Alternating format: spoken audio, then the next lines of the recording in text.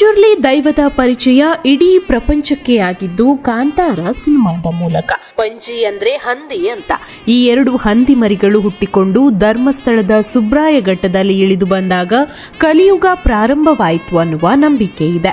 ಈ ಎರಡು ಹಂದಿ ಮರಿಗಳಲ್ಲಿ ಒಂದು ಗಂಡು ಮತ್ತೊಂದು ಹೆಣ್ಣು. ಈ ಎರಡು ಒಂದಾಗಿ 5 ಮರಿಗಳಿಗೆ ಜನ್ಮ ಕೊಡುತ್ತೆ. ಇನ್ನು ಈ 5 ಹಂದಿ ಮರಿಗಳು ಗರ್ಭದಲ್ಲಿ ಇದ್ದಾಗಲೇ ಒಂದು ಮರಿಯೊಳಗೆ ವಿಷ್ಣುವಿನ ಪ್ರವೇಶವಾಗುತ್ತೆ. ಅದುವೇ ವಾರಾಹಿ. ಮತ್ತೊಂದೆಡೆ ಶಿವನಿಗೆ ಪಾರ್ವತಿ ಹೇಳ್ತಾಳೆ, ಹಂದಿಯ ಬೇಟೆ ನೋಡ್ಬೇಕು, ಪಕ್ಷಿಯ ನಿನಾದ ಕೇಳಬೇಕು ಅಂತ.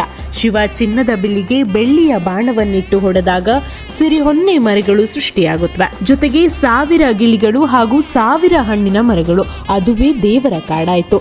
ಈ ಕಾಡಿನ ಗಮಕ್ಕೆ ವಾರಾಹಿ ಇಲ್ಲಿಗೆ ನುಗ್ಗಿ ಬರುತ್ತೆ. ಈ ಕಾಡಿನಲ್ಲಿ ಹಕ್ಕಿಗಳ ನಿನಾದ ಕೇಳ್ತಿದ್ದ ಹಾಗೆ ಶಿವ ತನ್ನ ಬಾಣವನ್ನ ಬಿಟ್ಟು ಅದು ವಾರಾಹಿಗೆ ಚುಚ್ಚಿ ಅದು ನೋವಿನಿಂದ ಚೀರಿ ಕೆಳಕ್ಕೆ ಬೀಳ್ತಿದ್ದ ಹಾಗೆ ಪಾರ್ವತಿಯ ಮಾತೃಹೃದಯ ಕರಗಿ ಅದರ ಬಳಿ ಹೋಗಿ ಅದನ್ನ ಉಳಿಸಬೇಕಾಗಿ ಶಿವನನ್ನ ಕೇಳ್ಕೊಳ್ತಾಳೆ.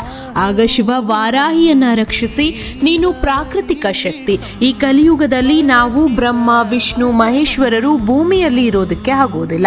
ಆದ್ರೆ ನೀನು ತ್ರಿಮೂರ್ತಿಗಳ ಪ್ರಾಕೃತಿಕ ಶಕ್ತಿಯ ಹಾಗೆ ಮೇಳೈಸಬೇಕು. ಹೋಗು, ಪಂಜುರ್ಲಿಯಾಗಿ ಭೂಲೋಕಕ್ಕೆ ಹೋಗು.